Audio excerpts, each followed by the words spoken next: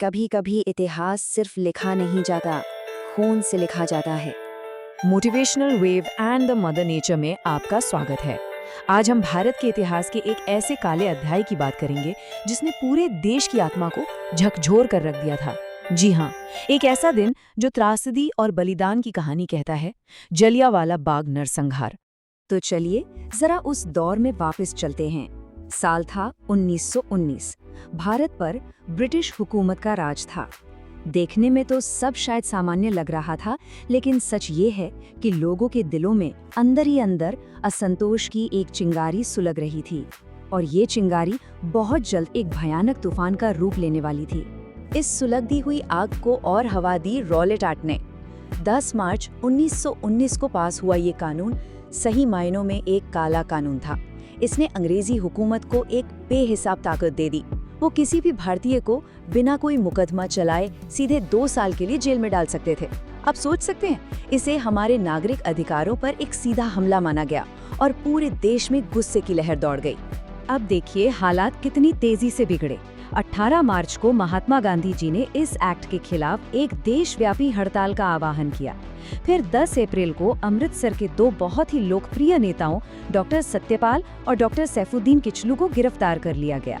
इसके बाद जो शांतिपूर्ण प्रदर्शन हो रहे थे वो हिंसक हो उठे और इसके जवाब में 12 और 13 अप्रैल को ब्रिगेडियर जनरल डायर ने पूरे शहर में मार्शल लॉ लगा दिया।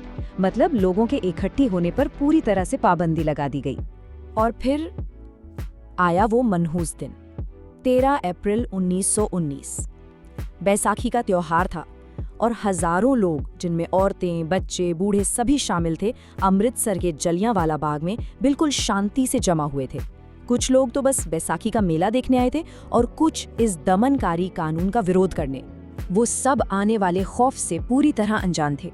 तभी जनरल डायर अपनी फौजी टुकड़ी के साथ वहां आ धमका और उसने बाग से बाहर निकलने के इकलौते मुख्य रास्ते को बंद कर दिया। सोचिए, चारों तरफ से ऊंची ऊंची दीवारों से घिरे उस बाग में लोग पूरी तरह से फंस चुके थे। डायर के साथ उसके 90 सैनिक थे और बिना एक भी चेतावनी दिए उस निहत्थी भीड़ पर गोलियां चलाने का हुक्म दे दिया गया। पूरे 11 मिनट तक लगातार बिना रुके गोलियों की बौछार होती रही।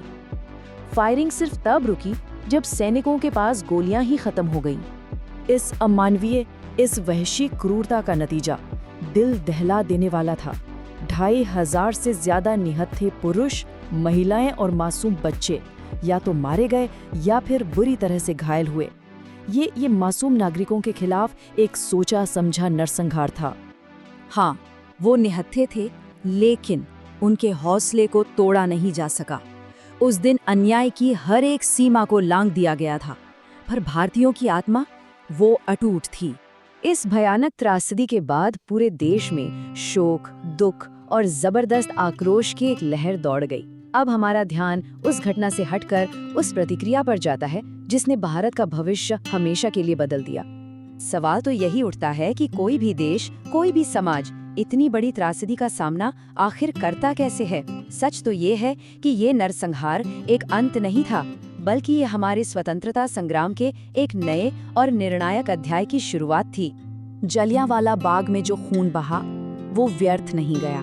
उसने आज़ादी के लिए उठ रही आवाज को दबाया नहीं, बल्कि उसे पहले से कहीं ज्यादा बुलंद कर दिया। ये त्रासदी एक राष्ट्रीय जागरण बन गई। असल में ये घटना हमारे स्वतंत्रता आंदोलन में एक निर्णायक मोड़ साबित हुई। इसने पूरे देश में विरोध प्रदर्शनों को जन्म दिया। इसने भारत के अलग अलग समुदायों को अंग्रेजी हुकूमत के खिलाफ एक साथ लाकर खड़ा कर दिया। महात्मा गांधी के असहयोग आंदोलन को इससे और भी ज्यादा ताकत मिली और जलियांवाला बाग हमेशा के लिए अंग्रेजी दमन और भारतीय प्रतिरोध का एक प्रतीक बन गया। उस ऐतिहासिक घटना का असर आज के आधुनिक भारत की नींव और हमारी आजादी के असल महत्व पर हमेशा रहेगा।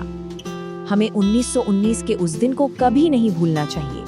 कहते हैं ना कि एक भयंकर तूफान एक पेड़ की जड़ों को और भी ज्यादा मजबूत बना देता है।